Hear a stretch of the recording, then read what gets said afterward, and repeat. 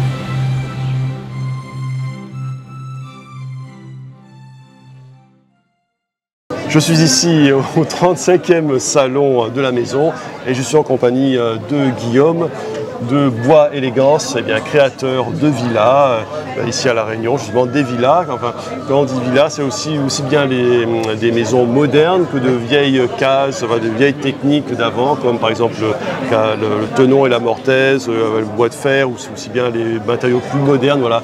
C'est une société qui est capable de recréer de vieilles maisons ou de créer des maisons. Bonjour, je me présente, Guillaume Pribliski. Nous avons créé avec ma femme et là en 2023 la société Bois Élégance, où nous construisons des maisons en bois et bungalows bois à La Réunion. Comment se passe ce salon de la maison? Je pense que les gens doivent être très intéressés par les maisons, parce que la maison, c'est aussi, ici à La Réunion, le patrimoine quelque part. Tout à fait. Donc oui, ça se passe très bien. On a beaucoup de monde qui vient nous voir. Des gens curieux, parce que le bois, c'est pas encore rentré dans toutes les mœurs de construction. On est plutôt dans le béton, parce que c'est plus solide apparemment. Et en fait, non, le bois, c'est quand même un beau matériau, c'est écologique, ça rentre bien dans l'environnement. Voilà, et le bois permet de réguler la température aussi. Tout à fait, tout à fait. Et puis d'ailleurs, on ne sait pas si les maisons bois sont les premières arrivées ou les maisons en pierre. On est toujours là-dessus. Mais en fait, si on réfléchit bien, les maisons en béton, quand il fait chaud, il fait encore plus chaud. Quand il fait froid, il fait encore plus froid. Tandis que le bois, lui, est vraiment thermorégulateur. C'est vraiment très intéressant. C'est très intéressant. Et puis avant, il y avait aussi l'agencement des vieilles cases créoles, où il y avait des couloirs qui permettaient à l'air de circuler. Donc, il y avait un savoir-faire justement lié au bois. Oui, tout à fait. Quand les premières maisons se sont construites à La Réunion, on se servait souvent des bois. Il y avait beaucoup de bois sur les îles, il y avait du bois sur les bateaux, et on se servait du bois pour fabriquer des maisons en bois. Et après, bien sûr, le béton est arrivé et ça a fait ce que ça a fait. Mais le bois est un matériau vraiment très adapté pour la construction des maisons ici à La Réunion et partout ailleurs. Quelle technique d'isolation utilisez-vous pour vos villas? Alors, on utilise la laine de bois essentiellement, parce que c'est un matériau éco-responsable. Et de temps en temps un peu de laine de coton, ça arrive, mais il n'y en trouve pas beaucoup. Voilà, donc pas de laine de roche ni de laine de verme, c'est pas très efficace. Voilà, donc c'est très efficace la laine de bois, que ce soit dans les hauts, là où il fait relativement frais l'hiver, et dans les bas, là où il fait très chaud, hiver comme été. Voilà.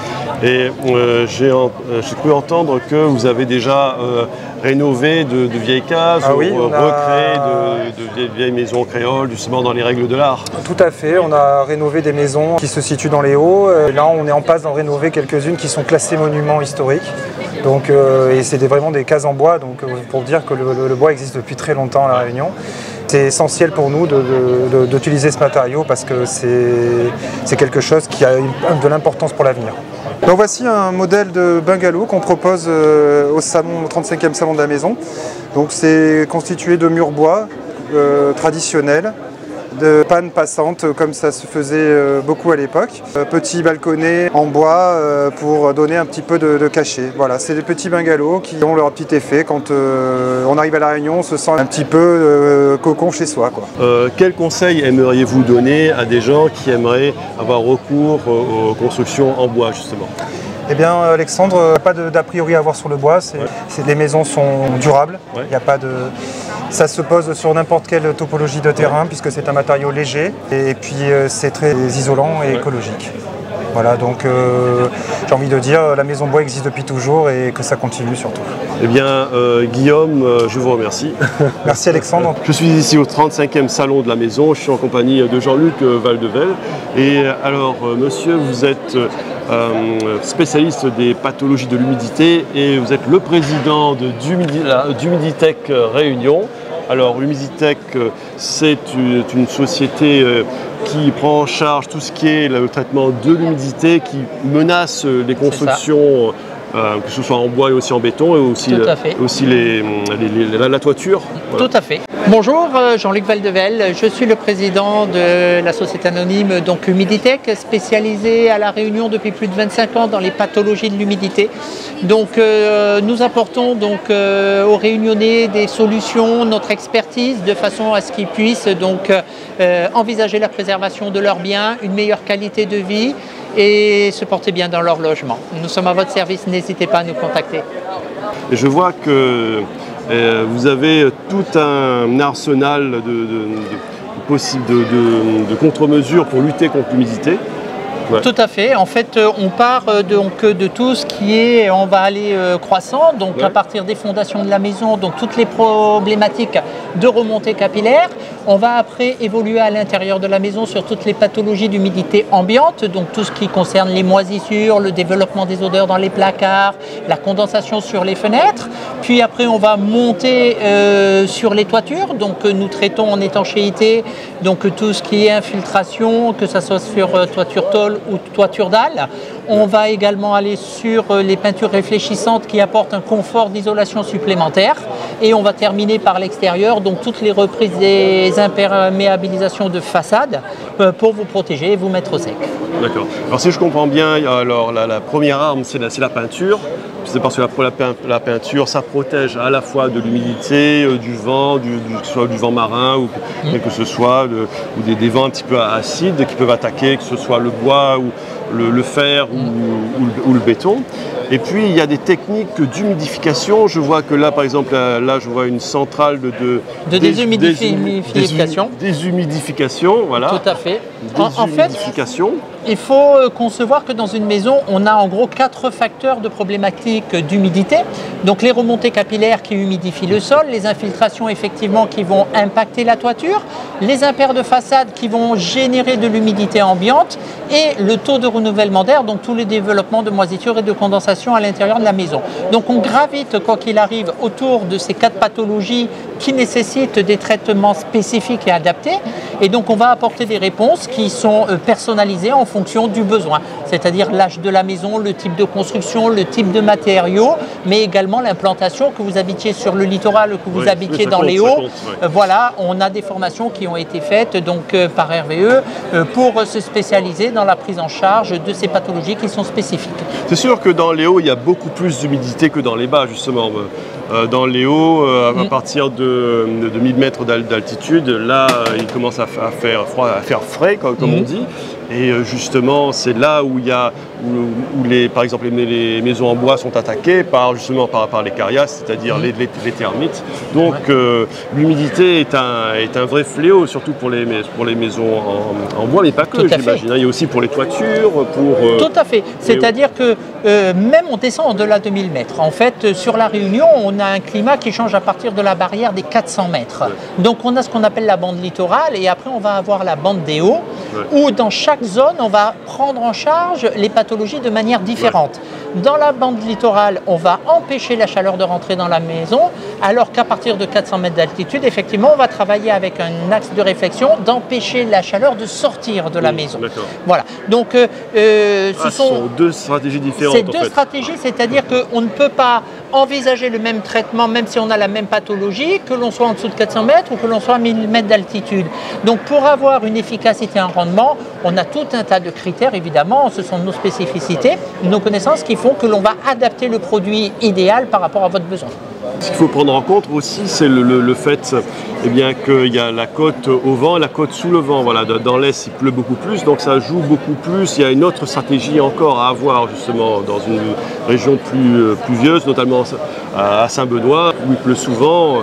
Il y a l'humidité. Je pense qu'il faut beaucoup plus investir dans des contre-mesures pour lutter contre l'humidité. Il faut des produits qui sont spécifiques et qui correspondent vraiment aux besoins.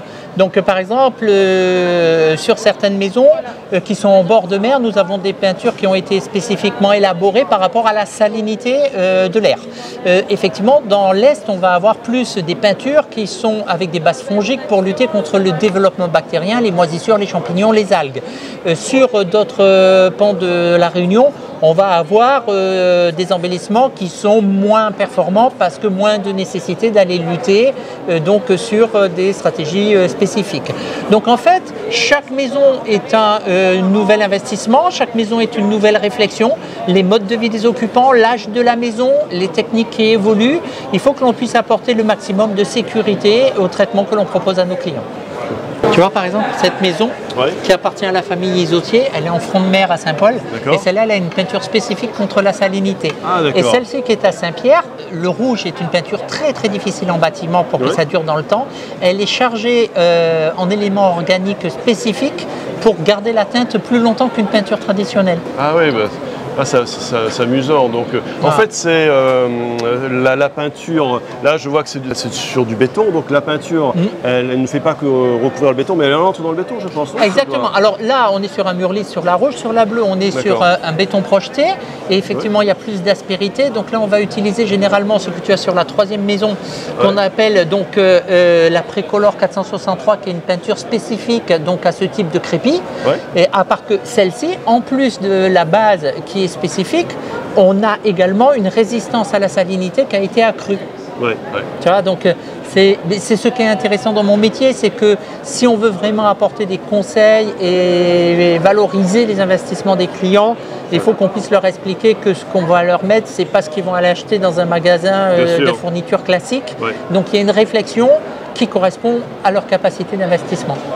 En fait, ce qui est vraiment intéressant, c'est que c'est du cas par cas.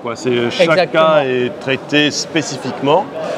Et justement, par exemple, pour les vieilles cases créoles d'antan, en bois de fer et en bardeau, quelles sont les possibilités de protection de l'humidité? On a toute une gamme de protection, que ce soit pour de la pierre, pour du bois, pour les anciens métaux qui ont été recouverts plusieurs fois.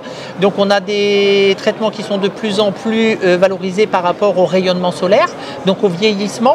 Mais surtout aujourd'hui, on a des traitements au niveau des toitures qui vont être de plus en plus performants par rapport au rayonnement solaire et à l'élévation de température. C'est un sujet d'actualité. Effectivement, les tôles à La Réunion, en fonction de l'élèvement de la température, vont travailler de manière différente et vont devenir de plus en plus fragiles. Donc il faut leur apporter des traitements qui vont leur permettre de durer dans le temps, de ne pas fissurer et d'avoir un retour sur investissement qui est conséquent. Alors, quels conseils aimeriez-vous donner à des gens qui aimeraient, qui auraient ce genre de problématique avec leur maison ou avec leur toit vis-à-vis de l'humidité? Alors, nous sommes des spécialistes et nous avons effectivement la connaissance, nous avons la compétence et les produits. Effectivement, chacun a son domaine et on ne peut pas tout savoir sur tout. Nous proposons des diagnostics gratuits. Donc, si quelqu'un a un investissement à faire pour se protéger, que ce soit au niveau de la santé ou de la pérennisation de son bien, il faut utiliser les bons produits. Des fois, il vaut mieux reporter un projet et investir sur quelque chose de qualité sur lequel on va se retrouver dans le temps plutôt que de vouloir faire les choses trop vite et de les faire mal.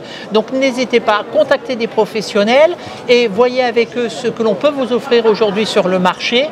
Adaptez-vous aux propositions, prenez le temps de la réflexion, nous sommes là pour vous aider avant tout. Très bien. Eh bien, Jean-Luc, je vous remercie. Merci à vous et bonne continuation. Restez avec moi dans Sous la Vangue et nous continuerons à explorer ce 35e salon de la maison. À très bientôt dans Sous la Vangue.